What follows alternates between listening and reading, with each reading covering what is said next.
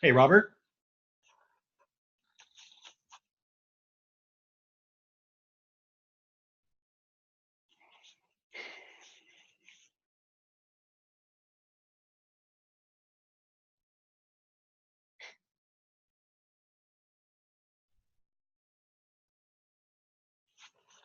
Robert, are you there?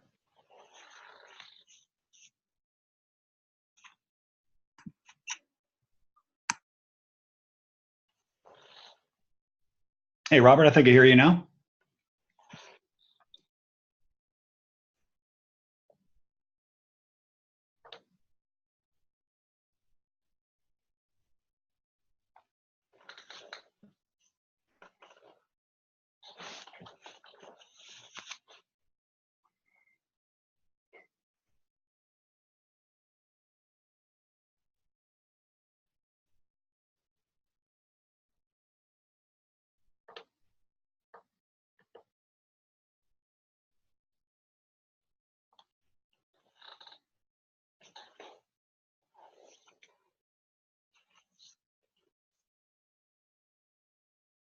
I'll jump on. Hi, Steve. One Hey, second. I'm just pulling up the slides. Sorry, everyone, having some technical difficulties. oh, that's okay. Been there.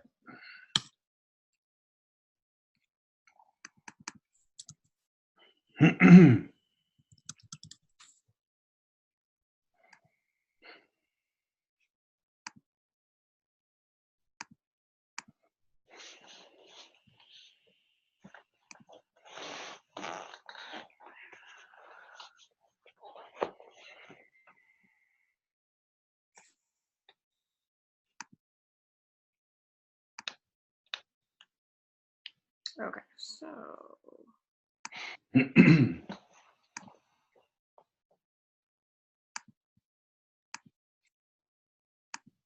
All right, I think we're ready to start. And just to confirm, Robert's going to be moving the slides for us, right?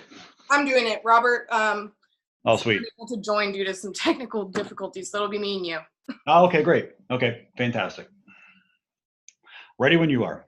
All right, so today we're going to talk about how to improve email deliverability and get more engagement, and mostly through the use of good data and good data practices, and then get more engagement through better content, mostly with the use of interactive content.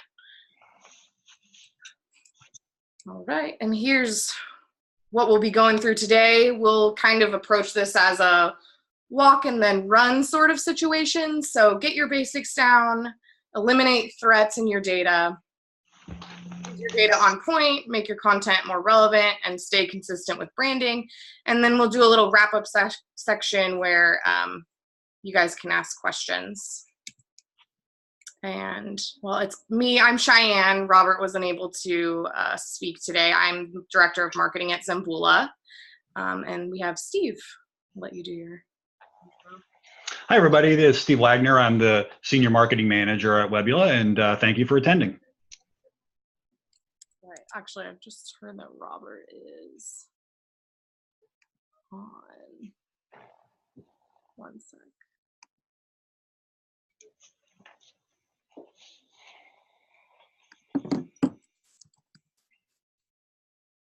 Oh, never mind. He's on the phone.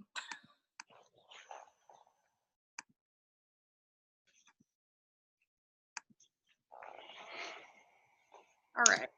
So I'll let you start with the basics, Steve.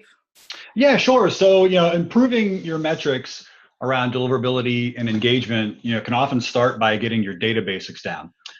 This involves three main areas. Number one, getting a handle on how healthy and valid your marketing list is, and asking yourself, is there risk in sending to certain emails in my list?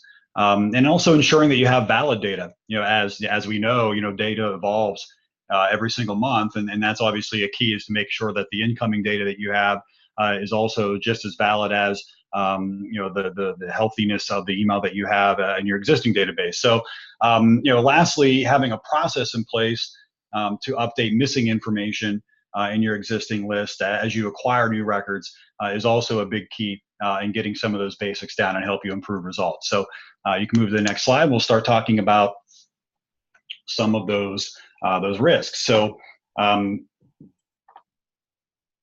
so let's examine a little more closely, when I say email health, exactly what Webbula, classifies that. As far as, threats to deliverability and engagement, we classify that across several different categories. And we'll start on the left and work our way right. Firstly, reputation threats.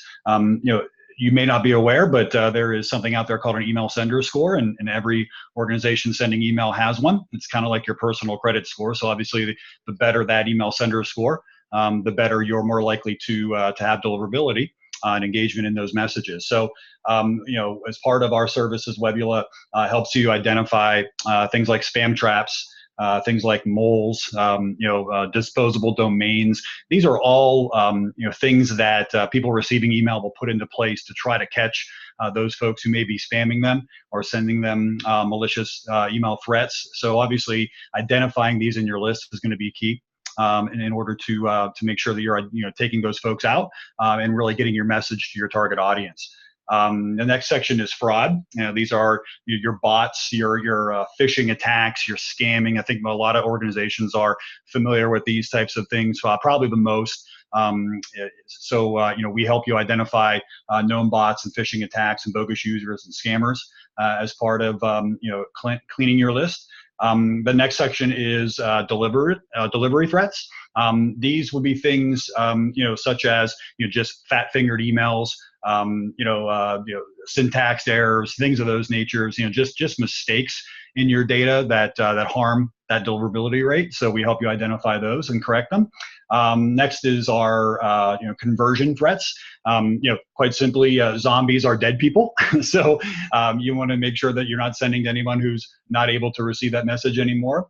There's also folks out there who constantly complain, constantly label every message that they get as spam, and obviously that works in some cases, but your message is not. So we don't want to make sure we want to make sure that you're not sending email to those folks who we classify as chronic complainers. And then lastly, verification threats. Hard and soft bounces. Those can be a scourge on an email campaign. Obviously duplicate data within or duplicate email within your data could be a problem and hurt deliverability.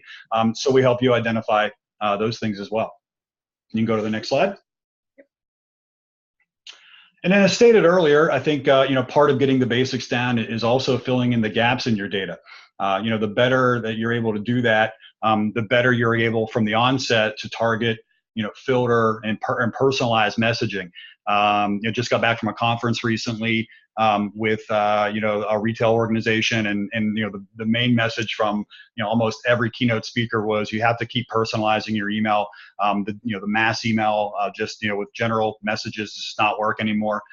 So we can help do that by helping you fill in gaps, a phone number, fill in address information, email. These are all important data points that you can make in your data to help make that message as personalized as possible. So that's also something you definitely want to make sure that you're doing. So then as far as a couple of use cases with Webbula customers, first one right off the bat, a US-based university that offers a bunch of undergraduate degree programs and on campuses and via online. They had a pain.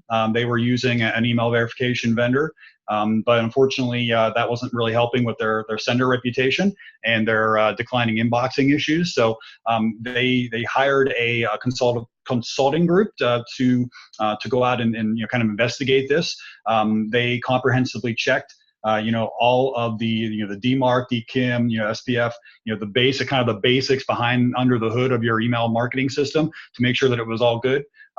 Everything seemed to be working out okay there, but their recommendation was to test their current provider against Webbula as a result. So doing that, and we always welcome that case, but doing that, we were able to identify 14% more threats missed by the other vendor. So I think it's just a testament to some of the things that we're able to do for an organization to help just keep that list as clean as possible. The second example was a global automotive manufacturer. They were missing some key data in newly acquired customers. They were selling a lot of cars every year, but the dealerships were not capturing customer email addresses. So they were missing out on a real golden kind of marketing opportunity to extend loyalty and keep customers happy and keep customers coming back for more and more cars. So the marketing team wanted to execute a new customer loyalty program, looked at their data and saw that they were missing email addresses. So they hired us to take that customer file and match it against ours in order to enhance and add missing email addresses. So we ran that file against our database, and we're able to find an email pen rate of 40%. Just on a list of 2.4 million cars, that's just under 1 million new email addresses they were able to market to and start a loyalty program with. Again, very proud of that work and just kind of an example of what we're able to do on the append side.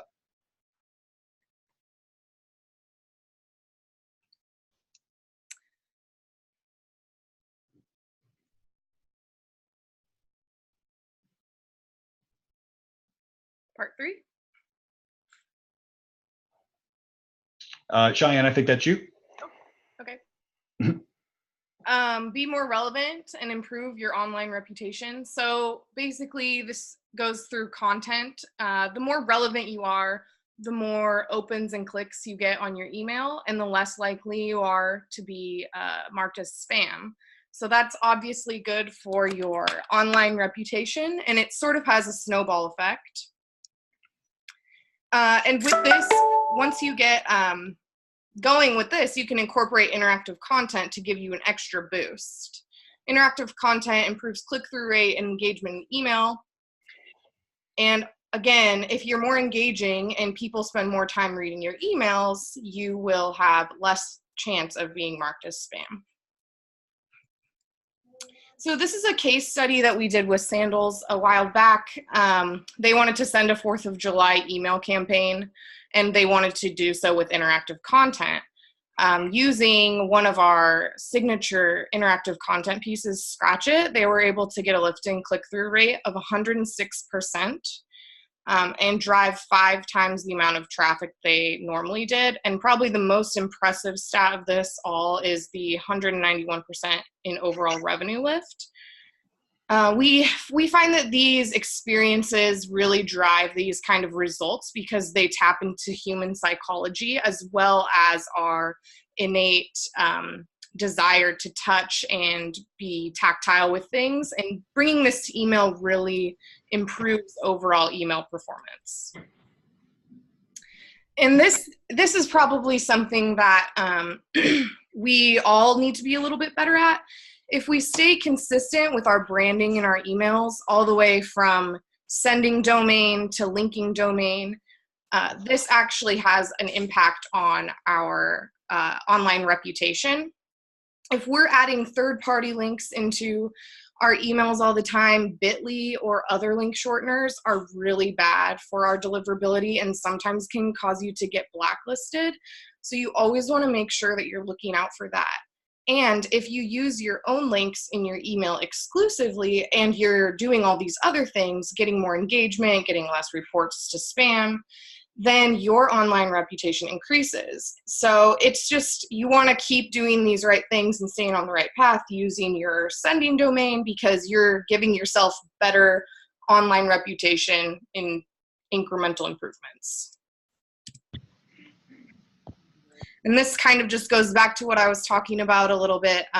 Link shorteners, obviously not great. If you're using links from a third-party source, you always want to check into that and make sure that they're legit and not going to hurt your reputation. And this is just, best practice, sort of like, you don't want to have to go back and do these things after the fact, after you get blacklisted, because it's really difficult to do so. So it's always good to be looking out, collect good data, what Steve was talking about, make sure that you are getting the full picture of your lead. And then when you have that, make sure you're sending them good content that's engaging and relevant and personalized, because that will help you overall. Yeah, Cheyenne, I'll add to that actually that with respect to collecting good data, I think it's really important for you as a marketer to understand your various data sources and really investigate and be skeptical about where you're getting your data. We talk all the time with our customer base about first party data, second party data, and third party data. First party data simply is the data that you own and maintain and collect it on your own. Think of second party data as someone else's first party data, right? So again, really, if you're in a marketing situation like that, make sure you're having a good conversation with them around where they're accessing that, because that can kind of head some deliverability and engagement problems off at the pass. And then third-party data is kind of a real popular topic nowadays. Third-party data basically is kind of modeled data. It's where the provider doesn't have direct access or direct relationship. There obviously can be I think we hear a lot of bad stories about that. But there can be a lot of good situations there. But I think it's really important to understand if you're working with a third-party data provider to really autopsy where they're getting their data from, how often it's being updated and cleaned, things of that nature, because that can really, again, that can kill a campaign before it even gets off the ground if you don't have a good understanding of that. Right, and then all your other efforts with the content and trying to personalize are kind of gone to waste. Absolutely. All right. So I guess at this point, we'll be taking any questions that you guys have. And I think I saw some on here.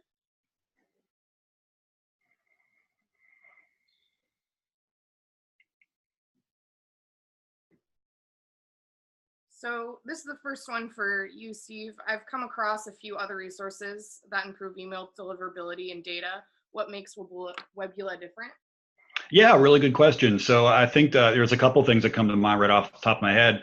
A lot of email deliverability providers really do we kind of consider verification only. They will be able to talk through a list and show you how many are actual valids. But that, as we talked a few slides back, that's not really not the full story of your data. You really want to understand your threats. Your reputation threats, your fraud threats, things of that nature. And oftentimes, verification only companies will not be able to do that. So I think it's the combination of hygiene, what we call hygiene, identifying those threats, and then also the verification side together that makes us stand out. We also have the data appendability as well. So I think the ability to take your existing data set and make it that much more intelligent allows you to personalize better, and that's a big differentiator and a real big reason why a lot of organizations choose us. We also maintain exclusive relationships on both of those ends. For example, we maintain an exclusive relationship with the world's largest honeypot purveyor.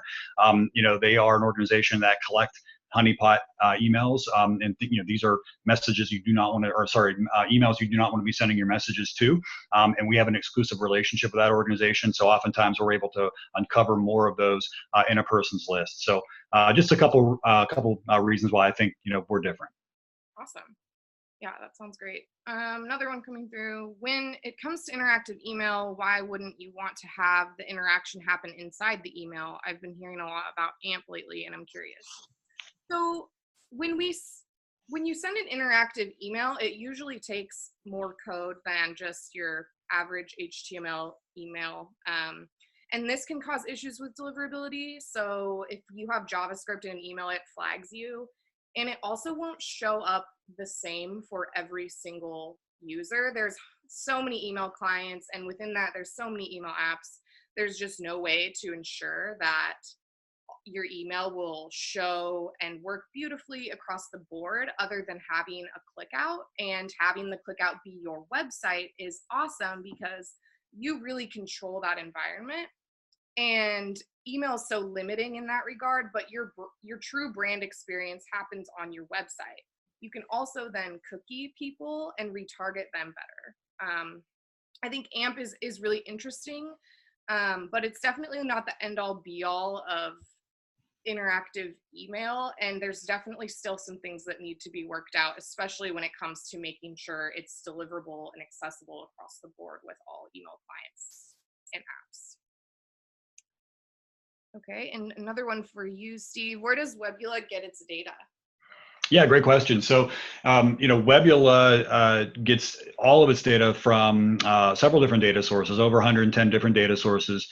They typically include publisher partners, transactional events, social media surveys, other data providers. I think the important thing to understand is all of our data is self-reported and deterministic and individually linked, meaning that we are not modeling data. We are not using a series of data points and guessing that person has that particular interest or that particular demographic point. These are all self-reported by the actual individual.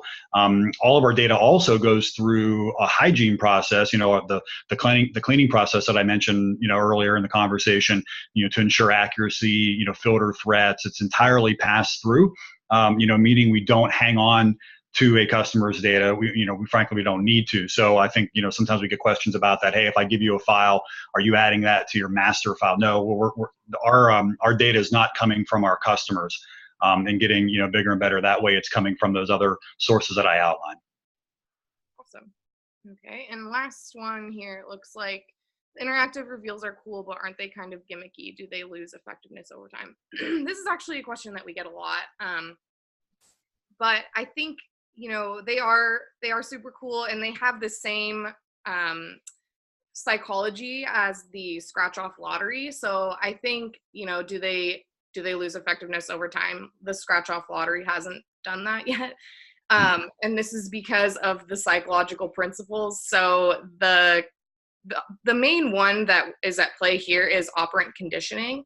So we've seen people actually send campaigns and they build in effectiveness over time, because essentially what you're doing is sending your audience a communication and teaching them how to respond. So you're rewarding a good behavior or a desirable behavior, and next time they see a communication from you or see this type of communication, they know what to do, and they are more likely to take you up on your offer each time. All right. I think that that's a wrap. I just want to apologize again, everyone, for the technical difficulties in starting a few minutes late today, but we're so happy to have you. I hope you guys all learned something on part of Zembula, and I'm sure from Steve as well. Yeah, thanks everybody for attending. Appreciate it. All right. Have a great day.